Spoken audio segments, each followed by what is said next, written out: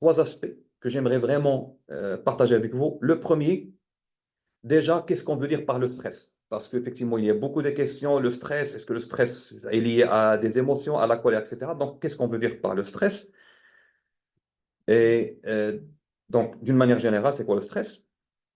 Et puis après, la deuxième partie qu'on va entamer, peut-être c'est la partie peut-être pour moi la plus importante, c'est on aimerait devenir beaucoup plus conscient des situations de stress. Est-ce qu'on est déjà conscient de ce qui se passe en ce moment de stress? Donc, comment on peut devenir beaucoup plus conscient? Comment on peut euh, développer un peu ce muscle de mieux comprendre ce qui se passe durant ces moments difficiles? Et puis après, le troisième point que j'aimerais aussi partager avec vous, c'est une fois on est conscient de ce qui se passe, on comprend un peu mieux ce qui se passe, maintenant, comment je peux changer ma manière d'agir face à une situation de stress. Donc c'est un peu le mind map de ce qu'on va faire, Inch'Allah, aujourd'hui. Et comme j'ai dit tout à l'heure, donc, si vous avez des questions, des partages, vous les mettez sur le chat et je vais bien sûr les consulter tout à l'heure pour essayer de répondre. Maintenant, ce que j'aimerais aussi faire avec vous, si vous permettez, avant de commencer le partage sur tous ces aspects, je sais qu'il y a une question qui vient tout le temps. Oui, je peux travailler sur moi-même, je peux travailler sur ma manière de gérer mon stress, de gérer mes émotions, de gérer ces moments difficiles. C'est excellent, c'est bien d'apprendre tout ça. Mais il y a des personnes autour de nous qui ne sont bien, qui ne sont pas bien, qui des fois carrément nous veulent du mal, des fois qui ne se comportent pas bien, des fois qui nous créent des problèmes. Il y a des situations autour de nous qu'on n'aime pas, il y a un environnement qui ne nous plaît pas. Oui, c'est la réalité des choses. La première supposition qu'on va faire, parce que sinon, si on ne fait pas de ces suppositions, ça va être très difficile de développer ces compétences. D'accord? Donc la première chose, c'est on va supposer que les personnes autour de nous ne vont pas changer, que les circonstances autour de nous ne vont pas changer. Ils vont rester comme ils le sont aujourd'hui. Et ça, c'est très important. Sincèrement, je sais qu'il y a un autre aspect et on peut l'entamer dans un autre webinaire. C'est plus l'accompagnement des autres. C'est comment on peut aider les autres à changer. Mais ça, c'est une autre chose. Mais avant d'arriver là, la première phase, la première étape de faire le vrai changement, c'est vraiment de commencer sur soi-même et de supposer que tout le monde autour de toi ne va pas changer. Ta famille ne va pas changer. Ton mari ne va pas changer. Ta femme ne va pas changer. Tes enfants ne vont pas changer. Les personnes autour de toi, l'environnement, tout ce qui se passe ne va pas changer. Maintenant, la vraie question, quelle est ta part de responsabilité dans tout ça? D'accord? Quelle est ta part de responsabilité dans cet environnement qui ne va pas changer? Et d'ailleurs, c'est une bonne supposition. Je sais que aussi l'environnement ou là, les personnes autour de nous peuvent changer, mais supposons qu'ils ne vont pas changer, juste pour que qu'on puisse vraiment faire le travail nécessaire. Parce que sinon, si on attend que les autres changent, on attend que l'environnement change, malheureusement, ça va être très difficile de gérer le stress, de gérer les émotions, de vraiment travailler sur nous-mêmes. D'accord, donc j'espère, donc on fait ces suppositions, donc on va commencer un travail sur nous-mêmes. Et déjà, la première chose, comme j'ai dit tout à l'heure, c'est quoi le stress? Donc on va commencer par le premier titre, grand titre, c'est quoi ce stress? Bien sûr, lorsqu'on parle du stress, c'est une sensation de tension. C'est ce que les experts nous disent. Le stress, c'est une sensation de tension émotionnelle ou physique. Déjà, lorsqu'on parle du stress, il y a deux parties, ou deux aspects. L'aspect physique, il y a un stress physique, donc ça pourrait être le stress physique, le stress qui vient du fait qu'il y a une fatigue, qu'il y a une maladie, qu'il y a la malnutrition. Donc, il y a un ensemble de choses physiques qui peuvent arriver qui vont nous donner ce stress physique. Maintenant, bien sûr, il y a aussi le stress émotionnel, qui est lié bien sûr à la peur, à la frustration. Et on va se concentrer durant ce webinaire, donc comme ça, pour ne pas se disperser dans tous les sens, c'est quoi le stress? On va se concentrer sur ce type de stress. Ce type de stress qui est lié au stress émotionnel, la peur, la frustration, la colère, la tristesse, etc. Donc, bien sûr, ce stress, il peut provenir d'un événement ou d'une pensée qui vous rend frustré, qui vous rend en colère, qui vous rend nerveux, qui vous rend, etc. Donc, c'est un peu ça. Donc, on va parler du stress dans ce cadre. Donc, comme ça, on va se concentrer sur cet aspect. Et d'après ma petite expérience, c'est vraiment le stress qui existe le plus et c'est le stress avec lequel on a beaucoup de mal. On a beaucoup de mal à gérer ce type de stress. Il y a une autre question aussi qui s'est posée euh, par quelques personnes parmi vous, c'est est-ce qu'il y a un stress positif et un stress négatif? Est-ce qu'il y a une différence entre le stress positif et le stress négatif? Oui, donc encore une autre fois, les experts, ils ont parlé beaucoup de le stress positif, ce qu'on appelle des fois aussi le stress, E-stress, EU, stress. Ça, ça s'écrit comme ça s'appelle comme ça. Le stress, EU, stress, donc c'est le stress positif. Et ça, c'est bien sûr lorsque tu réalises quelque chose de bien, lorsque tu es stressé, il y a des choses que tu aimerais réaliser, et donc ce type de stress, il te pousse à devenir plus positif, à réaliser par exemple un objectif. Donc il y a des aspects positifs qu'on peut réaliser à travers ce stress, bien sûr, qui est plus positif, pour éviter des fois un danger, aussi pour respecter un délai, par exemple. C'est un stress qui est positif. Il y a aussi de l'autre côté le stress négatif, ce qu'on peut appeler aussi la détresse. Et c'est un peu ce type de stress qu'on aimerait bien développer, ou là, peut-être plutôt, on aimerait bien travailler sur ce type de stress, sur ce qu'on va appeler le stress négatif, la détresse, les situations où vraiment on ne se sent pas bien, on n'arrive pas à maîtriser nos émotions, à gérer ces situations. Donc on va nous concentrer et on va se concentrer sur ce stress qui est négatif, donc pour ne pas se disperser dans tous les sens. Et j'estime que le stress qui impacte beaucoup de personnes, d'une manière négative, bien sûr. Et donc là, lorsqu'on va parler de ce type de stress, on va aussi parler du fait que pour éviter ce type de stress, qu'est-ce qu'on a besoin de faire? Pour minimiser ce type de stress négatif, on a besoin de mieux gérer nos émotions. C'est un peu ça. Donc la gestion des émotions, elle est très, très liée à la gestion du stress.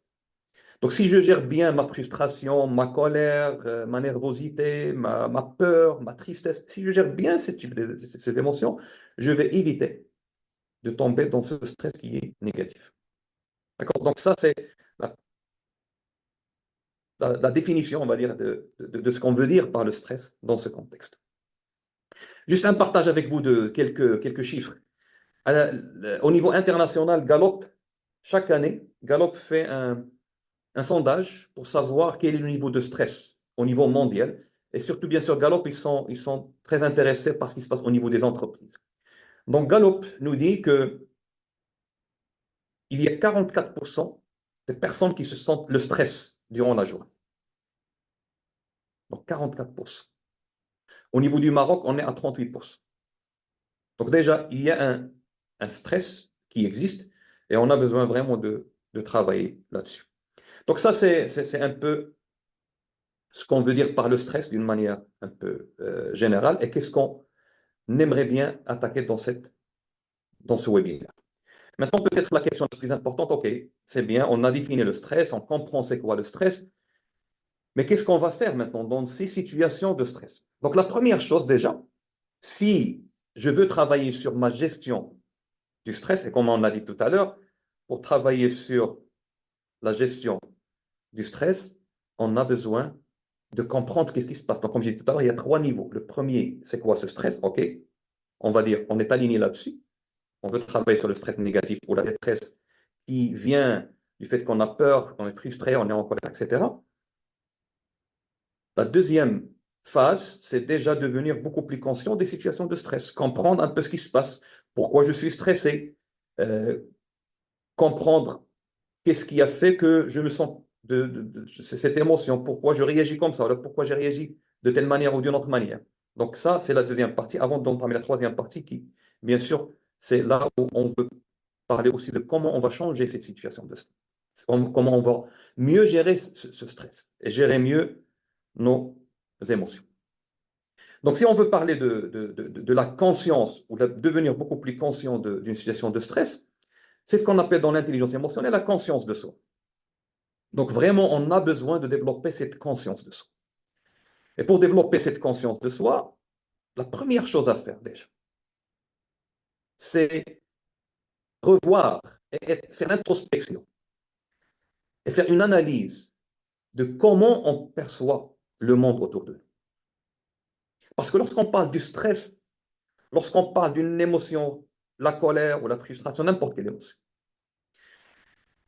ce qui se passe, c'est notre manière de percevoir la situation donne lieu à ce stress. Ce n'est pas la situation. Et ça, c'est très, très important.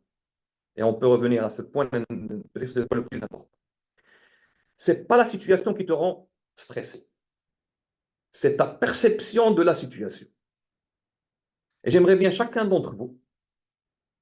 d'entre vous, de prendre une situation particulière et de te poser la question, est-ce que dans cette situation où je suis stressé, je suis par exemple en colère, on va prendre juste l'exemple de la colère, par exemple une situation où je suis en colère, comment je perçois cette situation? Pourquoi je suis en colère? Et est-ce que les autres personnes aussi, s'ils sont dans la même situation, ils sont tous ou les toutes en colère? En général, la réponse est non. On n'a pas la même réaction à la même situation. Donc, ce n'est pas la situation qui me met en mode stress. C'est comment je vois la situation, comment je perçois la situation. Donc, le vrai travail, donc si on veut résumer tout le webinaire d'aujourd'hui, le vrai travail qu'on a besoin de faire sur nous-mêmes, c'est vraiment travailler sur notre perception des situations. Une situation particulière, des fois, tu ne peux pas la changer. Elle est déjà là, la situation, elle est déjà là. Si ton fils casse quelque chose, c'est déjà cassé. Tu ne peux pas revenir en arrière. La situation, elle est là. Comment tu vas gérer? C'est comment tu vas percevoir cette situation. Donc, ta manière de réagir dans cette situation va dépendre de ta perception de la situation. Si quelqu'un vient en retard, j'ai un rendez-vous, quelqu'un vient en retard, comment je vais réagir? Et je peux poser cette question, je l'ai fait avec plusieurs groupes, chacun répond d'une manière différente. Parce que chacun va percevoir cette situation d'une manière différente. Et des fois, le plus grand mal qu'on est en train de faire, essayer de changer des situations alors que la situation, elle est déjà là, on ne peut pas la changer. Si vous arrive des fois d'être dans un accident de voiture, c'est déjà ça, c'est déjà là, tu ne peux pas changer la situation. Maintenant, comment tu vas réagir? Si quelqu'un vient en retard, il est déjà en retard. Je sais, il y a quelqu'un qui va me dire, mais pourquoi il vient en retard? Il faut voir avec cette personne pour qu'il ne fait pas. Oui, ça c'est une autre chose, c'est un autre niveau qu'on pourrait discuter une autre fois. Mais maintenant, on veut gérer notre stress au moment T, à l'instant T. Donc, lorsqu'on parle de la gestion du stress, et ça c'est très important, lorsqu'on parle de la gestion du stress, et si je veux gérer mon émotion, cette émotion de colère ou de frustration, avant de pouvoir gérer mon émotion, j'ai besoin déjà d'être conscient de cette émotion. Et c'est là où on parle de la conscience de soi. Et qu'est-ce que les experts nous disent? C'est quoi la conscience de soi? La conscience de soi, c'est pas être conscient de l'émotion après quelques secondes. Par exemple, il y a une situation, je suis en colère, après 10 secondes, après une minute, je me dis non, je suis conscient que j'ai réagi mal. Ça, ça, c'est pas de la conscience de soi. La conscience de soi, c'est reconnaître ton émotion à l'instant T. Et c'est peut-être la partie qui est difficile dans toute l'équation. On a besoin de reconnaître, d'être conscient de l'émotion à l'instant T pour pouvoir la gérer à l'instant T. Parce que tu ne peux pas gérer une émotion, tu ne peux pas gérer ta colère après 5 minutes. C'est déjà trop tard, tu as déjà réagi. La première chose, déjà, on a besoin de développer les compétences pour devenir beaucoup plus conscient de l'émotion à l'instant T. Et puis après, bien sûr, si j'arrive à le faire, et on va discuter qu'est-ce que ça veut dire, être conscient de ton émotion. Par exemple, je prends la colère comme un exemple, donc pour ne pas juste pour simplifier. Si je suis conscient de cette émotion, comment je pourrais être conscient de cette émotion de colère à l'instant T? Pour que je puisse après, bien sûr, lorsqu'on va parler à la troisième étape, c'est comment je vais changer mon attitude, mon comportement, c'est comment je vais mieux gérer cette émotion. Mais avant de le faire, parce que même gérer l'émotion doit être fait à l'instant T. Et donc, j'ai besoin de reconnaître et d'être conscient de mon émotion à l'instant T. Et maintenant, comment on pourrait le faire? La première chose, avant de passer à comment on pourrait être beaucoup plus conscient de ce qui se passe à l'instant T, pour pouvoir bien sûr le gérer, j'aimerais bien partager avec vous un modèle du cerveau qui a été développé par Daniel Siegel. C'est un modèle assez intéressant qui va nous aider d'ailleurs à comprendre un peu mieux ce qui se passe. Parce que le plus on va comprendre ce qui se passe au niveau du cerveau, le plus ça va nous aider à mieux gérer ces situations difficiles.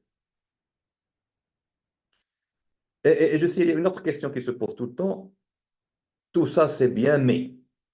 Non, sincèrement, c'est pas que tout ça, c'est bien, mais. Ce que je suis en train de partager avec vous, ce sont, oui, c'est vrai, il y a de la neuroscience, mais la plupart de ces experts, ils l'ont appliqué au niveau des entreprises, au niveau de familles.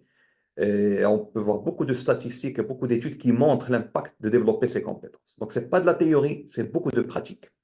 Et d'ailleurs, aujourd'hui, les experts, lorsqu'ils parlent de développer ces compétences, ils parlent de ce qu'on appelle train the brain, l'entraînement du cerveau. Ou bien un peu plus avancé, ils disent train the brain muscles, entraîne les muscles du cerveau. On a besoin d'entraîner les muscles du cerveau. Il n'y a pas de muscles dans le cerveau. Il y a des neurones. Mais pourquoi on dit entraîner les muscles? Parce qu'on est tous, toutes et tous, on sait qu'est-ce que ça veut dire entraîner, faire un entraînement physique et développer nos muscles. C'est clair, ça se voit, c'est physique. Mais malheureusement, la gestion des émotions, on n'arrive pas à le voir. Mais c'est la même chose. Les experts nous disent exactement la même chose. Si tu entraînes mieux tes neurones, tu vas développer tes compétences, tu vas mieux percevoir la situation, tu vas mieux gérer ton stress, tu vas mieux gérer cette émotion. Et donc, tout est dans l'entraînement du cerveau. Bien sûr, comment on va le faire? On va aujourd'hui partager quelques aspects, mais je sais que dans une heure, on ne peut pas partager beaucoup de choses, mais au moins, on sort avec une idée, on sort avec quelques outils, on commence le travail sur soi-même. Donc, je reviens à la partie, on a besoin de, de développer cette conscience de soi. Et pour le faire, je voudrais partager avec vous le modèle du cerveau à travers la main ou dans la main qui a été présenté par Daniel Siegel. Donc l'idée de Daniel Siegel, il a dit, OK, si on veut mieux gérer nos émotions, on a besoin en premier lieu de savoir qu'est-ce qui se passe au niveau du cerveau. Et ce qu'il a fait, pour simplifier ça, il a dit, OK, on va imaginer que notre cerveau, c'est cette main, donc juste pour simplifier, d'accord? Donc ça, c'est le cerveau. Ok, on va imaginer que ça, c'est un cerveau, c'est le cerveau comme on l'a dans la tête, et ça, c'est la partie frontale. Cette partie du cerveau, c'est ce qu'on voit ici. Donc ça va être le cortex qu'on appelle d'ailleurs, la neuroscience, dans la neuroscience, on appelle le cortex préfrontal. Ce cortex préfrontal, cette partie du cerveau, en ancien, c'est la partie exécutive du cerveau, c'est la partie logique, c'est là où on comprend des choses, euh, c'est là où on développe des idées, c'est là où on prend des décisions. Donc, tout ce qui est logique, tout ce qui est cognitif est fait au niveau du cortex préfrontal. D'accord? Et en général, lorsqu'on est stable émotionnellement, c'est notre cortex préfrontal qui quitte. Donc, on prend des bonnes décisions, on est à l'aise, on est bien, il n'y a pas de stress, donc on est dans le cortex préfrontal. Maintenant, lorsqu'il y a un déclencheur, lorsqu'il y a une situation de déclenchement, lorsqu'il y a une situation où il y a je vois quelque chose, comme je disais tout à l'heure, quelqu'un qui vient en retard, quelqu'un qui n'a pas fait son travail, quelqu'un qui a cassé quelque chose, n'importe quelle situation. Là, il y a une autre partie du cerveau qui réagit. C'est ce qu'on appelle l'amygdale. L'amygdale, c'est à l'intérieur du cerveau. Bon, si on voit le cerveau comme ça, donc c'est en bas du cerveau et à l'intérieur. Donc c'est pourquoi, pour Daniel Siegel, ce qu'il a dit, l'amygdale, c'est ce qui est représenté par ce doigt. Donc on peut voir l'amygdale. L'amygdale, c'est la partie qui est responsable des réactions émotionnelles. Donc, c'est la partie émotionnelle du cerveau. Lorsqu'on est déclenché émotionnellement, cette partie du cerveau, cette amygdale est activée. D'accord? Donc, qu'est-ce qui se passe? Tu es en train de vivre ta vie, tu es bien, tu es dans le cortex préfrontal, tout va bien, mais à un certain moment, il y a quelque chose qui te dérange. Donc, qu'est-ce qui se passe? Ton amygdale s'active. Et lorsque l'amygdale s'active, qu'est-ce qui se passe au niveau du cortex préfrontal? Le cortex préfrontal revient en arrière, comme vous voyez ici. Et si elle revient en arrière, ça veut dire quoi? Parce que ça veut dire lorsque l'amygdale est activée, le cerveau ne marche plus, ou le cortex préfrontal plutôt. Ça veut dire qu'il n'y a pas de logique. C'est pourquoi la personne qui est en colère, qui est stressée à un niveau assez, assez élevé, n'arrive pas à contrôler ce qu'il est en train de faire. Même peut-être s'il prend des décisions, il va prendre des mauvaises décisions. Pourquoi? Parce que son cortex préfrontal, la partie logique du cerveau qui va l'aider à trouver ses solutions, elle n'est pas là. Et je prends un exemple simple. Un enfant, un élève à l'école à qui l'enseignant dit 1 plus 1, par exemple, hein, une question assez simple, 1 plus 1, c'est quoi? Si l'élève a peur, il n'arrive pas à répondre à cette question. 1 plus 1, c'est quoi? Et le plus je lui dis, si je suis l'enseignant, je lui dis 1 plus 1, c'est quoi? Le plus cet élève va avoir peur, le plus il va être stressé, le plus il va être dans l'amygdale, et le plus il ne va pas être capable de répondre. Pas parce qu'il ne connaît pas la réponse, mais parce qu'il l'élément essentiel qui va lui permettre de répondre, le cortex préfrontal, il n'est pas là, il est ailleurs. Donc c'est un peu ça l'idée. Donc la première chose, c'est d'être conscient de ça déjà. Lorsqu'on est dans ces moments, c'est notre amygdale qui prend le contrôle. C'est ce qu'on appelle, ce que les experts appellent le bottom-up. Ça veut dire celle qui est en bas contrôle ce qui est en haut. C'est l'amygdale qui contrôle le cortex préfrontal. Alors qu'on a besoin d'être plus dans le top-down. Ça veut dire c'est le cortex préfrontal qui est logique qui contrôle l'amygdale. Et bien sûr, ça, c'est la moelle épinière. C'est un petit peu la présentation de la moelle épinière. Ça veut dire les signaux, ils vont venir de la moelle épinière pour aller vers l'amygdale et le cortex préfrontal. Donc maintenant, si on comprend ça, ça veut dire déjà, dans une situation particulière, lorsque je suis stressé, et d'ailleurs, il y avait aussi une question, comment je peux vraiment être prêt pour ces situations. La première chose, c'est déjà de devenir beaucoup plus conscient de ce qui se passe. Et déjà de faire cet exercice lorsque je passe par une situation difficile, je prends un recul. Je fais le recul pour un peu voir les choses de l'extérieur, faire l'introspection, comme si j'ai une caméra qui est en train de me voir de l'extérieur. Mais les experts nous disent qu'il y a aussi des techniques qui vont nous permettre de sortir de ces situations. Parce que maintenant, on comprend que la situation de stress, en général, on est là. Donc, comment je vais gérer ces situations? La première chose qui est recommandée par les experts, et j'espère avec juste cet outil et cette technique, vous allez être capable dans le futur de gérer mieux ces situations de stress. La première chose, c'est de nommer l'émotion. Donc les experts nous disent, lorsque tu es vraiment bloqué dans ton amygdale, nomme l'émotion. Maintenant, qu'est-ce qui se passe lorsque tu vas nommer l'émotion? Lorsque tu es dans l'amygdale et tu nommes l'émotion, et d'ailleurs, ce qui est intéressant aujourd'hui, c'est qu'il y a même l'IRM dynamique qui permet de voir tout ça dans le cerveau. Donc, ce qu'on arrive à voir lorsque la personne est en colère, par exemple, et tu dis à cette personne, ou cette personne, elle dit à soi-même, quelle est cette émotion? Donc maintenant, si tu passes par une situation de colère, par exemple, tu es dans l'amygdale, première chose à faire, tu dis, quelle est cette émotion? Ah, c'est la colère. Lorsque tu fais ça, ce qu'on a trouvé, c'est que le cerveau commence à activer le cortex préfrontal. Parce que c'est le cortex préfrontal qui peut répondre à cette question.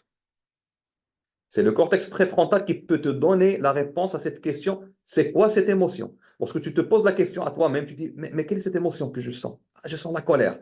Lorsque tu fais juste ça, le cortex préfrontal est activé. Et donc, qu'est-ce que tu as fait? Tu es revenu à l'équilibre émotionnel. Là, tu commences à revenir à l'équilibre émotionnel. Donc, ça, c'est une technique que je vous recommande à utiliser. D'ailleurs, vous pouvez même l'utiliser avec d'autres. Et d'ailleurs, ce signe est très intéressant si on peut même l'utiliser au sein de la famille, au sein de l'organisation, au sein de l'entreprise. C'est-à-dire, lorsque mon fils est en colère, par exemple, je lui montre ma main, ça veut dire, oh, maintenant tu es là. Alors, qu'est-ce que tu ressens? Mon fils va dire, ah, je suis frustré, je suis en colère. Excellent. En ce moment, son cortex préfrontal est activé. Donc, tu vas l'aider. Et ça, c'est quelque chose aussi qu'on utilise dans la partie accompagnement. Lorsque tu vas accompagner quelqu'un, Une autre manière d'accompagner quelqu'un à sortir de ce moment de stress, lorsqu'il n'arrive pas à bien gérer son émotion, c'est de l'aider à nommer son émotion. Quelle est cette émotion? Qu'est-ce que tu ressens? Donc, lorsque tu décris, lorsque tu donnes la réponse, ton cortex préfrontal s'active. D'accord? Donc, ça, c'est la première technique. J'espère que tout le monde peut commencer à utiliser ça. Tu es frustré, tu es anxieux, et en plus, ce qui est intéressant, c'est même l'émotion ne doit pas être la bonne émotion. Ce qui est important, c'est d'activer le cerveau, c'est de le réveiller en temps. Donc, même si tu es frustré et tu dis je suis en colère, ce n'est pas important. Ce qui est important, c'est que tu as réveillé le cortex préfrontal et qu'il prend contrôle et l'amygdale ne prend plus contrôle de ce qui se passe à l'instant. Donc, ça, c'est la première étape, la, la première technique qui va nous permettre de gérer ce moment de stress. Maintenant, la question qui va se poser, et je sais effectivement parce que on travaille avec plusieurs, avec des centaines de personnes, et je sais même des fois, parce qu'il y a des questions qui se répètent, c'est normal d'ailleurs, c'est notre vie, on passe tous et toutes par la même chose. Maintenant, je suis dans un moment de stress, je suis vraiment dans un moment déjà catastrophique, et tu me demandes de nommer l'émotion. Ça veut dire que tu me demandes quelque chose de très difficile, parce qu'en ce moment, déjà, je suis perturbé, c'est vrai. Et c'est pourquoi les experts nous disent, pour faire tout ça, et pour être capable de nommer l'émotion, tu as besoin de développer une autre compétence. Tu as besoin d'être présent, d'être conscient du moment. Ce qu'on appelle aujourd'hui le mindfulness, la pleine conscience. Et c'est quelque chose qui se développe. Donc, il y a des techniques. Donc, aujourd'hui, on n'aura pas l'occasion de partager des techniques, mais je peux partager rapidement avec vous. Parmi les techniques, c'est ce qu'on appelle la concentration sur la respiration. Ça veut dire que tu peux t'asseoir, fermer tes yeux, relâcher donc ton corps et juste concentre-toi sur ta respiration. Donc, qu'est-ce que tu es en train de faire? C'est développer ce muscle, entre parenthèses, ces neurones au niveau du cerveau, entraîner ton cerveau à rester connecté, à rester présent avec ta respiration. Et tu peux le faire avec n'importe quelle autre chose. Bah, par exemple, tu peux voir une image et tu peux te concentrer sur cette image et rester connecté avec cette image pendant une période d'une minute. D'ailleurs, l'exercice se fait pendant 5 minutes. Si tu fais ça pendant quelques minutes, ce que tu es en train de faire, c'est développer vraiment tes neurones. Tu es en train d'entraîner ton cerveau à devenir beaucoup plus présent dans le moment. Et d'ailleurs, les experts, qu'est-ce qu'ils nous disent? Si tu fais cet exercice quotidiennement de 5 minutes par jour, tu peux même la faire d'une manière répartie, mais ce qui est important, c'est vraiment développer cette concentration sur cette présence par rapport à quelque chose. Tu peux même l'utiliser lorsque tu écoutes quelqu'un. Quelqu'un te parle et tu vas dire non, maintenant je vais vraiment l'écouter, je vais être présent, je vais développer cette présence. Ce qu'on appelle aussi l'aérobie contemplative. Si tu fais de l'aérobie, tu fais l'aérobie du cerveau, pas l'aérobie du corps, mais l'aérobie du cerveau. Tu es en train de t'entraîner à rester présent. Lorsqu'on fait la prière, c'est la même chose, on peut utiliser la même technique. Donc, je suis vraiment concentré. Et donc, le plus tu développes cette compétence de présence, le plus on développe ce qu'on appelle la pleine conscience ou le mindfulness. Et encore une fois, les experts nous disent, lorsque tu développes cette présence, ça t'aide énormément à devenir beaucoup plus conscient de ce qui se passe. Et ça va t'aider aussi à nommer l'émotion. Et ça va t'aider à gérer l'émotion. Donc, la présence, il y a des experts carrément qui disent que la présence est la compétence la plus importante dans l'intelligence émotionnelle. C'est la plus importante. Si vous développez juste la présence, déjà, vous devenez beaucoup plus présent, ça veut dire beaucoup plus conscient. Parce que la présence, c'est la conscience. الوعي, الحضور, l'idrak. D'ailleurs, si vous êtes intéressé, j'ai aussi sur YouTube quelques vidéos dans ce sens. Donc, l'idée, c'est pour développer cette prise de conscience, ou cette conscience, cette présence, cette mindfulness, on a besoin de pratique. Et encore une autre fois, malheureusement, ce que je retrouve, c'est qu'il y a plusieurs personnes, on a la volonté de le faire, mais on ne le fait pas. Donc, si on sort aujourd'hui juste avec ces deux techniques, la première, c'est développer votre présence. Et le grand problème qu'on a aujourd'hui, on est distrait par plusieurs choses. Il y a beaucoup de distractions. On n'est pas vraiment présent. Et je pense qu'aujourd'hui, le plus grand mal qu'on est en train de vivre au niveau des organisations, soit la famille, soit l'entreprise, c'est que les personnes ne sont pas réellement présentes. Ils sont ailleurs. Ils sont en train de penser, de réfléchir à plusieurs choses en même temps. Donc, on n'arrive pas à vraiment à rester présent, et donc on n'est pas très efficace, on n'est pas performant. Donc quelqu'un qui travaille peut-être 8 heures, mais réellement il n'est présent que 2 ou 3 heures, sa performance n'est pas bonne. Et donc il y a un moyen pour, bien sûr, développer cette présence et développer cette compétence qui va nous permettre de nommer l'émotion. Une fois on est plus présent, on va être capable de mieux nommer l'émotion. Une fois on nomme l'émotion, on va sortir de l'amygdale, on va revenir le cortex préfrontal. Donc ça, c'est peut-être, pour moi, c'est la partie la plus importante que j'ai aimé partager avec vous.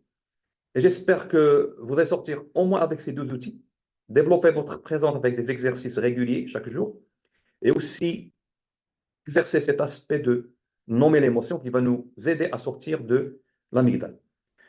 D'accord, donc je vais terminer avec une troisième chose avant d'ouvrir la parole s'il y a des questions et aussi répondre à d'autres questions si vous les avez.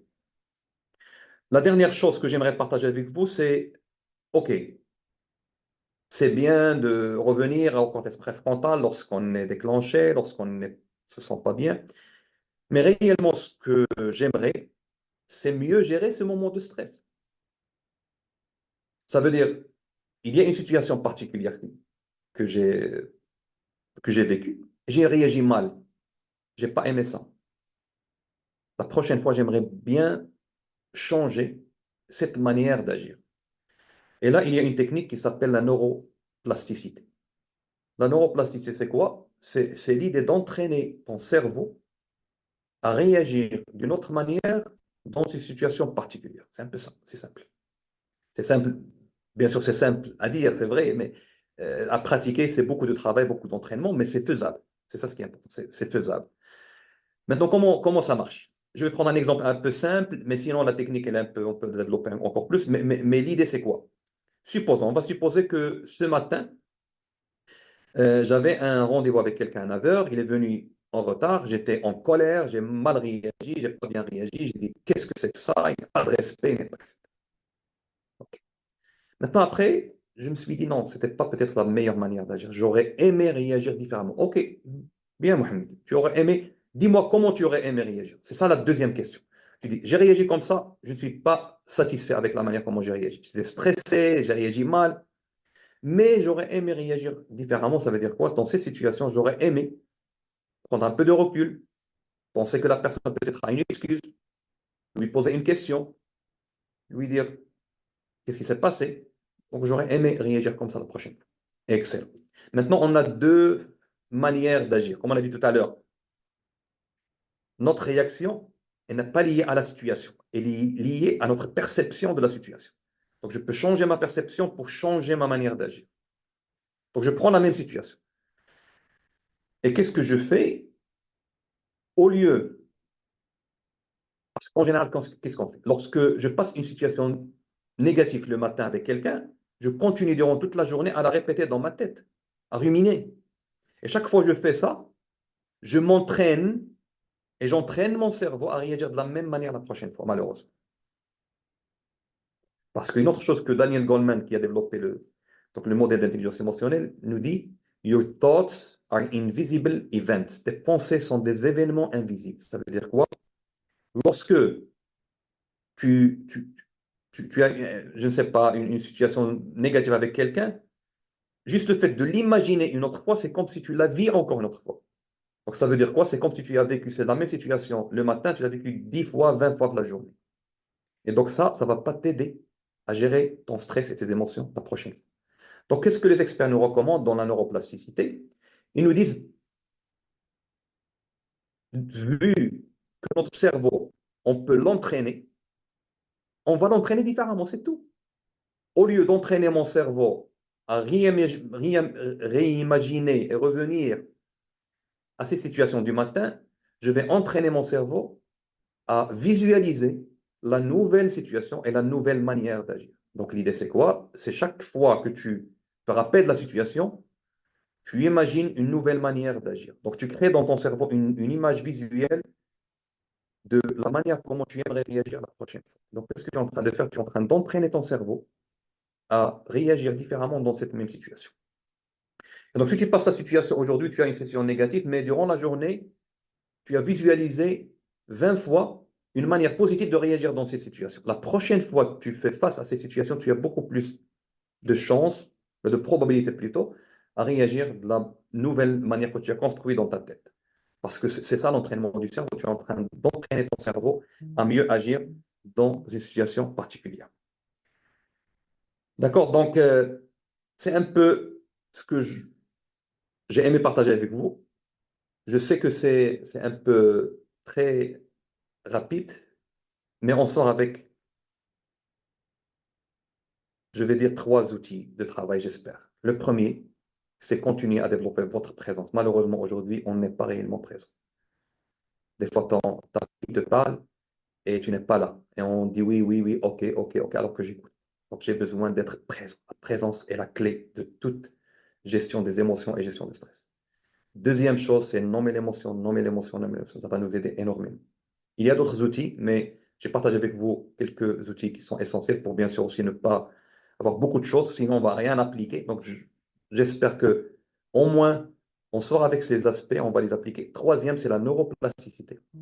Chaque fois que tu réagis mal dans une situation, entraîne ton cerveau à visualiser la nouvelle manière comment tu aimes réagir. Et le plus tu vas faire cet entraînement, le plus tu vas avoir plus de probabilité de réagir mieux dans cette situation. Et vous avez vu dans tout ça, la clé, c'est la répétition, la répétition, la répétition, l'entraînement, l'entraînement, l'entraînement.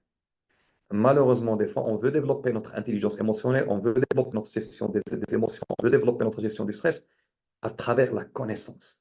Ce n'est pas la connaissance qui va nous aider à le faire. C'est beaucoup de pratique. D'accord? Donc, ce qu'on a fait aujourd'hui, c'est un partage de quelques éléments. Mais sincèrement, si on les prend comme ça et on se dit oui, c'est magnifique, mais on ne les pratique pas, rien ne va se passer. Cette connaissance ne va rien rajouter à votre vie. Ce qui va rajouter beaucoup à votre vie, c'est ces trois éléments qu'on a discutés. Si vous les pratiquez chaque jour, donc c'est vrai, il y a un autre point qui est important. Vous allez les pratiquer chaque jour, mais pendant peut-être un mois, vous n'allez pas voir beaucoup de différence. C'est normal parce que la courbe de changement, elle est comme ça. Et à un certain moment, tu vas avoir le changement. Ça veut dire quoi? Tu persévères, tu répètes, tu persévères. Un jour, tu vas avoir le résultat. Un exemple très simple, c'est la langue. Tu vas apprendre une langue, tu apprends. À un certain moment, tu te dis, mais j'apprends beaucoup, j'arrive pas à parler, j'arrive pas vraiment, j'ai pas développé cette langue.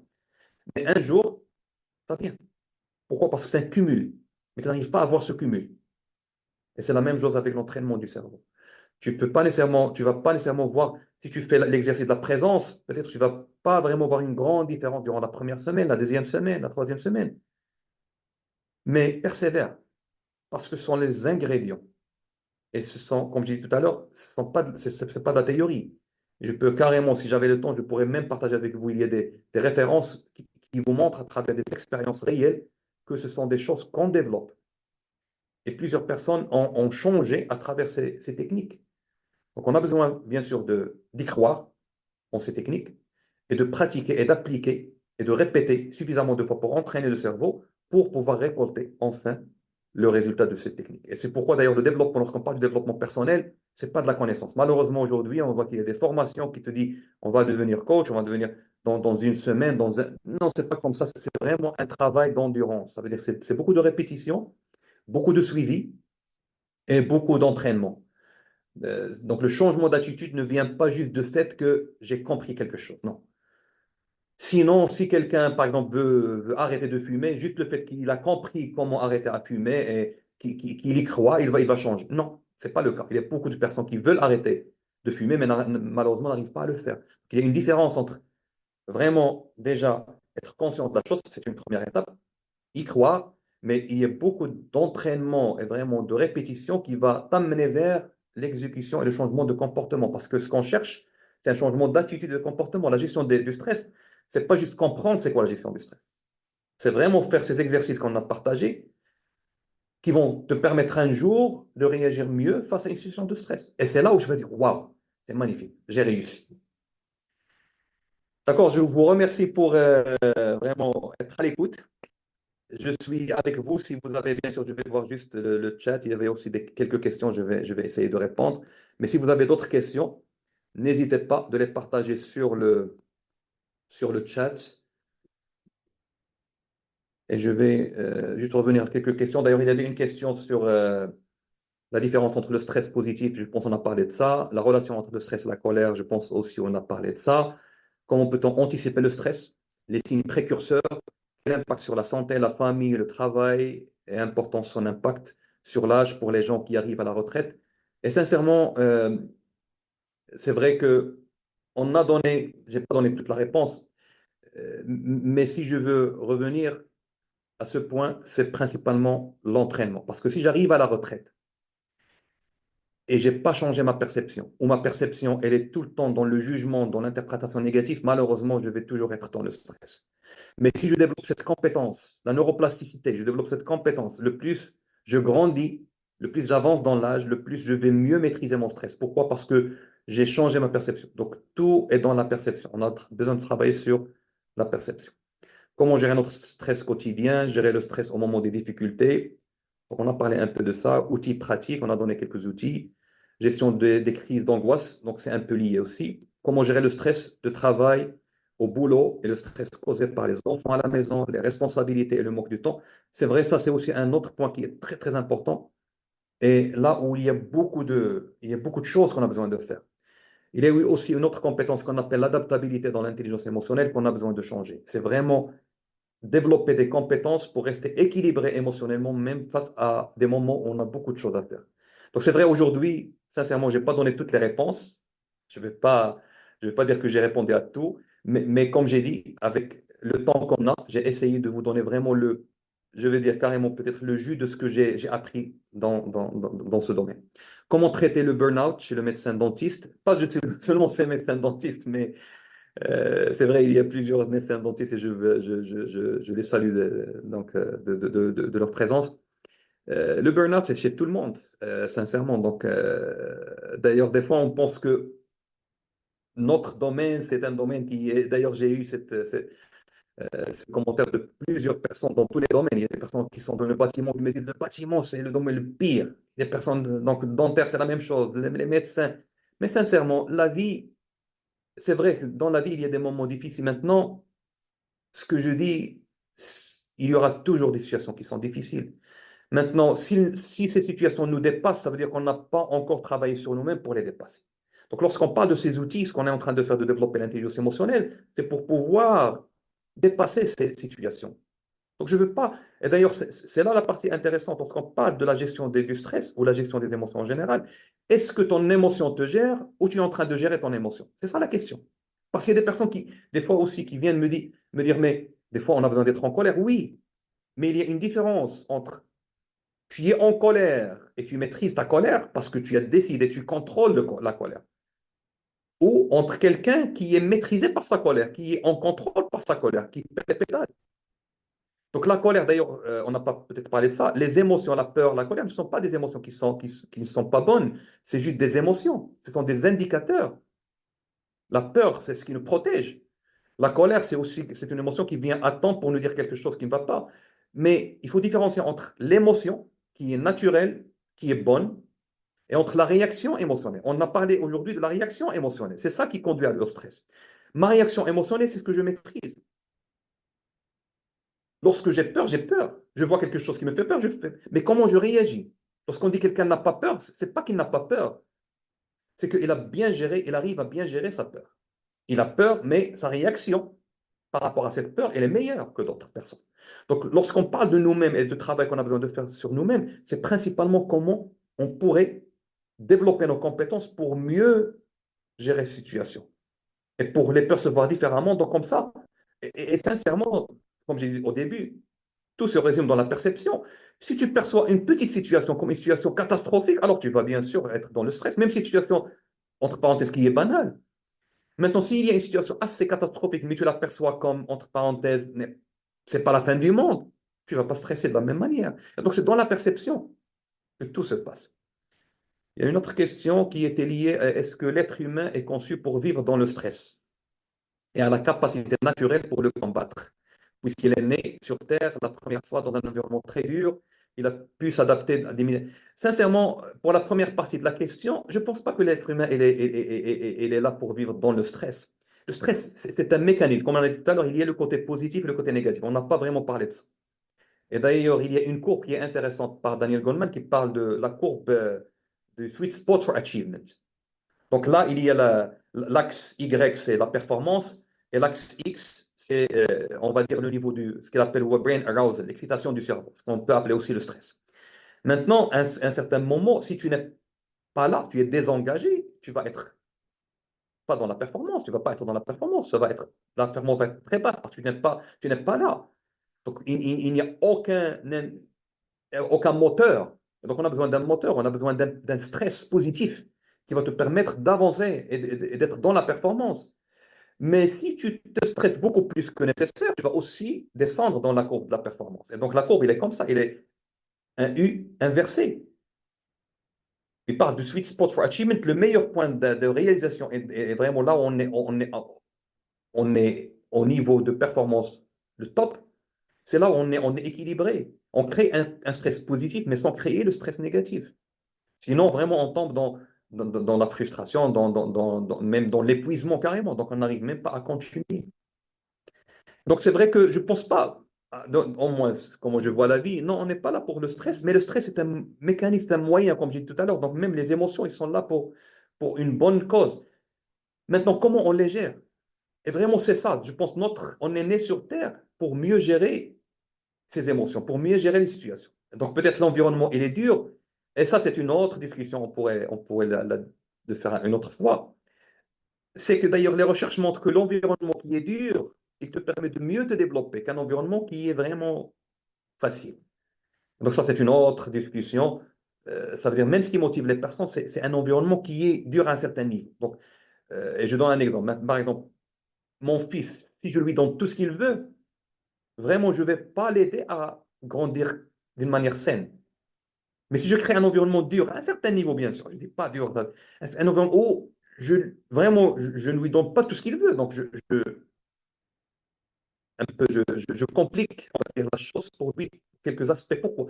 Parce que c'est à travers ça qu'il va développer. Et ça, s'il y a un autre système qu'on appelle le seeking system, peut-être on peut le discuter une autre. Je vais revenir, je vois qu'il y a quelques messages, juste pour voir s'il y a, je ne sais pas s'il y a des questions. Oui.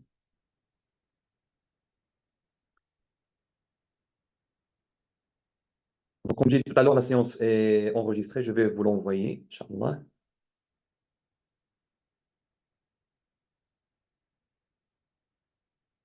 Que peut-on faire devant un étudiant quand on se sent stressé? Oui, je pense qu'on a partagé la réponse. Donc, j'espère. Une manière de le faire, c'est déjà juste le fait de poser la question, qu'est-ce que tu ressens? Déjà, c'est un mécanisme qui va aider la personne, soit un étudiant ou un enfant, qui va l'aider à revenir au cortex préfrontal. Donc, déjà, le fait de juste de poser cette question, ça peut vraiment aider. Nommer l'émotion. Donc, on revient à la partie ou la technique de nommer l'émotion. Est-ce que la croyance aide dans la gestion du stress? Sûr, la croyance, effectivement, lorsqu'on parle d'ailleurs des interprétations, c'est vrai, comme j'ai dit, on n'a pas rentré dans tous les détails, mais lorsqu'on parle de la perception, elle est aussi liée à ta croyance, elle est liée à ton interprétation, à ta manière de voir, pardon, le monde, comment tu vois le monde, tes croyances, ça fait partie aussi de tout ça. Donc, c'est lié. Et d'ailleurs, il y a trois dimensions. Je n'ai pas parlé de ça, mais rapidement, il y a trois dimensions. Il y a la partie perception, comment tu perçois le monde, la partie croyance, la partie pensée, tout ça. C'est la première étape. Et c'est ça qui déclenche tout. Et puis après, ça impacte le côté émotionnel. Donc, si tu perçois que la personne, il est venu en retard parce que il ne te respecte pas, tu vas bien sûr avoir l'émotion de la colère. Alors, si tu le perçois comme c'est juste, il a eu je ne sais pas, un problème, pardon, tu vas avoir peut-être l'émotion du pardon. Donc, tu vois la différence. Et puis après, donc il y a la pensée ou la croyance et l'interprétation et la perception. Puis après, il y a l'émotion. Et puis après, il y a le comportement ou l'action. Donc oui, le comportement, il va suivre bien sûr ce cheminement. Je vais crier ou je vais lui poser une question, pourquoi tu es revenu en retard. Donc tout ça, ça va dépendre vraiment de la pensée avec laquelle j'ai commencé. Donc lorsqu'on parle de neuroplasticité, c'est vraiment travailler sur ça et changer notre manière de percevoir le monde. Ok, est-ce qu'il y a d'autres questions?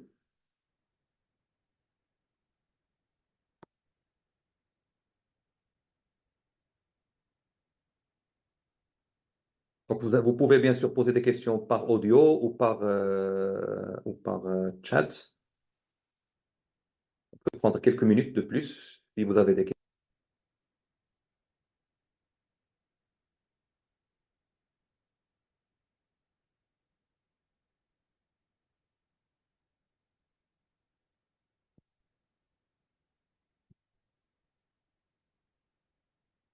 OK?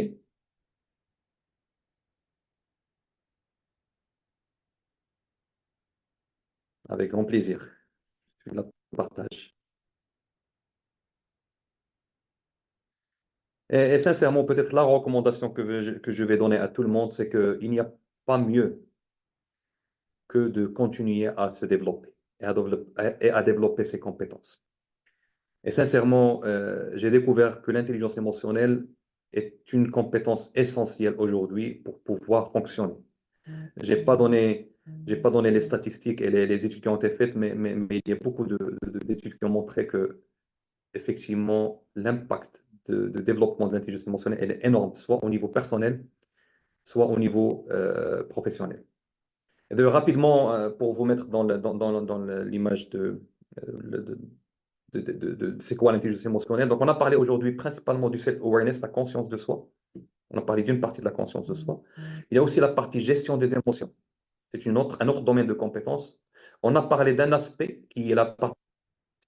Sinon, il y a beaucoup plus. Il y a la partie équilibre émotionnel d'une manière générale. Il y a la partie adaptabilité, la partie attitude positive et la partie réalisation des objectifs et surmonter la procrastination. Donc, tout ça, ça rentre dans la gestion des émotions. Et puis après, on passe à deux autres compétences, deux domaines de compétences qui sont liés aux autres. Le côté social, c'est développer l'empathie et développer la conscience organisationnelle, comment être conscient des besoins des personnes autour de moi, être à l'écoute, développer l'intuition et tout ça. Donc, développer ces compétences au niveau de la conscience sociale. Et puis après, il y a des compétences qui sont ce qu'on appelle les compétences relationnelles. C'est comment influencer positivement les autres, comment accompagner les autres, comment coacher, mentorer les autres, comment gérer des conflits avec les autres, avec l'équipe, comment créer un travail d'équipe, comment crée vraiment un travail au sein de l'équipe et on développe ce qu'on appelle un environnement où il y a de la sécurité psychologique, que les personnes se sentent à l'aise à fonctionner. Soit, bien sûr, lorsqu'on parle de l'équipe, la famille, c'est une petite organisation, c'est la même chose. Comment on peut créer un environnement où il y a moins d'amygdale qui est déclenchée. C'est un peu ça l'idée aussi du travail d'équipe. Et aussi, il y a ce qu'on appelle le leadership inspirant.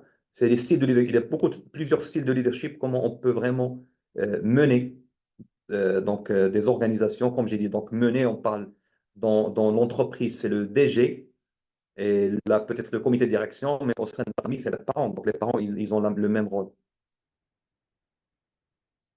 Il y a une question, il y a ou un message, il y a certaines personnes qui travaillent mieux, as we say, under pressure, sous le stress. Oui, comme j'ai dit tout à l'heure, d'ailleurs, il y a un stress qui est positif, donc on ne va pas négliger cet aspect. Mais comme j'ai dit, avec la courbe que j'ai mentionnée tout à l'heure, si le stress vraiment devient négatif, c'est épuisant. À un certain moment, ce qu'il appelle Daniel Goleman, the state of phrasal. Phrasal, c'est l'épuisement, tu n'arrives même pas à fonctionner. Et ça, c'est bien sûr, c'est malheureux lorsqu'on arrive à ce stade où on n'arrive même pas à bien fonctionner. Donc, c'est vrai, il y a un stress positif qui te permet de devenir très performant, mais on a parlé aujourd'hui principalement du stress négatif, qui vient bien sûr des situations qui nous impactent émotionnellement, et on a parlé principalement du stress émotionnel, on n'a pas parlé du stress physique. Il y a bien sûr même d'autres types de stress. Je n'ai pas voulu rentrer dans parce que l'objectif, c'était principalement partager avec vous des aspects que je sens peuvent être utiles pour vous. C'était un peu ça l'objectif. Donc, s'il n'y a pas d'autres questions, je vois peut-être, OK, pardon, il y a une autre. I am teaching stress management to my students as a soft skill, but sometimes I feel that I can't manage my own stress. Even though, yes, ouais, c'est la même chose pour nous, toutes et tous. I know most of the strategies you have mentioned, but I can't use them in real life. Is it a problem of habit or simply a character? Ah, là, je te remercie d'ailleurs pour cette question. Sincèrement, dans ce cas, de mon expérience, encore une fois, on a besoin d'être accompagné. On a besoin d'un suivi. Parce que tout ça, c'est bien. Mais une manière d'ailleurs de vraiment d'ancrer tout ça, on a besoin d'être. Je partage moi ma propre expérience, ma petite expérience. Je me suis fait accompagner par une dizaine de coachs durant ma carrière. Il y a des coachs aux États-Unis, des coachs qui étaient même par téléphone ou là, par Zoom, en Europe. Donc j'avais plusieurs coachs de plusieurs pays qui m'ont accompagné. L'idée, c'est qu'à un certain moment, je n'arrivais pas à avancer dans des choses. Même avec toute cette connaissance que j'ai en tant que coach, entre parenthèses, j'arrive pas à me coacher moi-même. Et je suis bloqué dans des situations et j'ai besoin vraiment d'un accompagnement. Donc, c'est vrai, la connaissance en soi-même, vraiment, aujourd'hui, de mon expérience, la connaissance, c'est juste une première étape.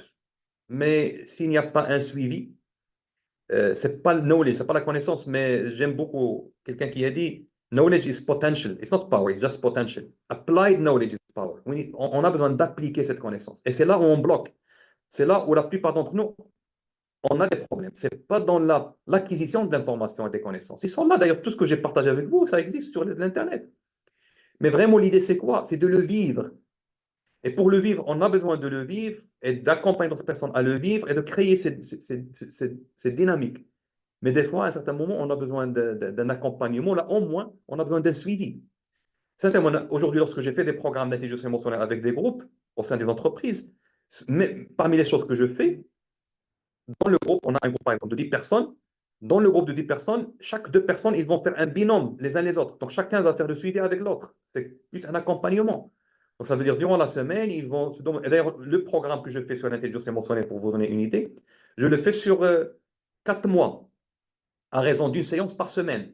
Donc ça veut dire ça prend 16 séances de 2 heures par semaine. Pourquoi? Je peux le faire en 2, 3 jours, mais ce n'est pas ça l'idée.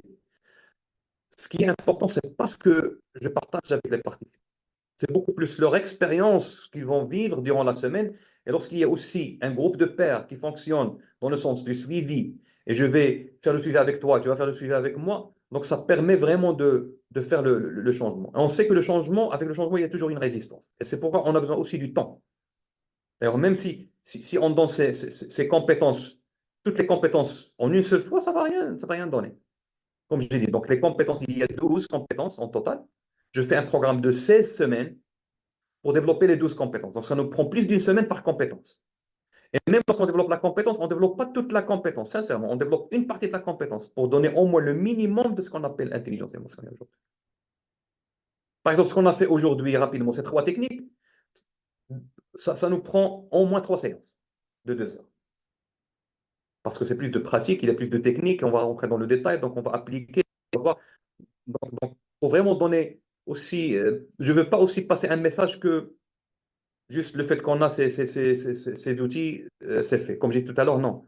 C'est vraiment un travail de longue endurance, mais c'est faisable. Ce qui est important, c'est que c'est faisable. Ça marche si on l'utilise.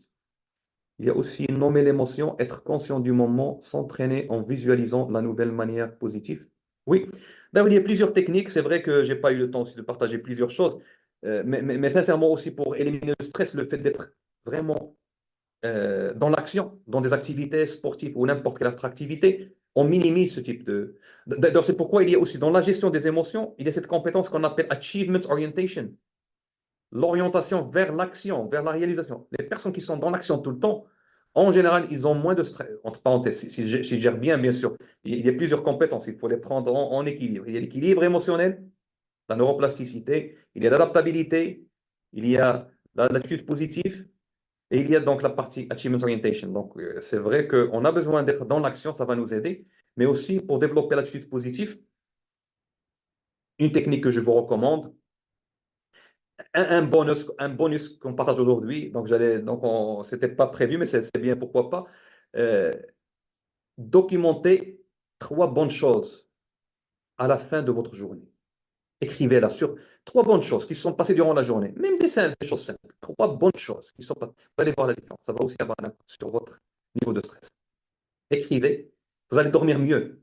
Écrivez les 3 bonnes choses qui sont passées pour vous durant la journée. Un exercice simple qui va prendre moins d'une minute. Malheureusement, encore une fois, je partage avec vous le grand problème, c'est qu'on a l'intention de le faire, mais on ne le fait pas. Donc j'espère que aujourd'hui, On aura l'intention de le faire, mais on va le faire. Parce que si on le fait, c'est là où ça va avoir l'impact. J'espère que vous allez décider de le faire et vous allez le faire, vous allez le pratiquer. Et d'ailleurs, ce qui est recommandé, c'est 10 minutes à 15 minutes par jour, pas plus. Pour faire tout ce qu'on a discuté, pas plus de 10 à 15 minutes par jour. Le grand problème, encore une fois, on ne le fait pas. Donc déjà, avoir quelqu'un qui te pose la question, Mohamed, est-ce que tu l'as fait? Non, je n'ai pas fait. Là, demain, je vais le faire. Excellent. Donc, tu as quelqu'un qui te fait le suivi. D'ailleurs, cette partie du suivi, je pense, c'est la plus importante. Et c'est ce qui manque la plupart du temps. On n'a pas ce système de support et de suivi qui nous permet vraiment de persévérer. Et même si on, on n'avance pas, il y a quelqu'un qui va nous dire, mais qu'est-ce qui se passe, Mohamed? OK, avance. Donc, c'est un peu aussi l'objectif du coach. Regardez ce qu'elle a fait avec l'équipe. Effectivement, c'est plus de pratique que les connaissances. C'est ça. Excellent. Il n'y a pas d'autres questions. S'il n'y a pas d'autres questions, je vous remercie pour votre présence et je vous dis à une autre, Inch'Allah, à une autre opportunité, à une autre occasion. Travaillez sur votre intelligence émotionnelle, train the brain, entraînez votre cerveau, ça vaut le coup. Vraiment, la vie, elle est belle et on a besoin de vivre pleinement cette vie en étant pleinement présent. À très bientôt, Inch'Allah. Salam alaikum. Merci.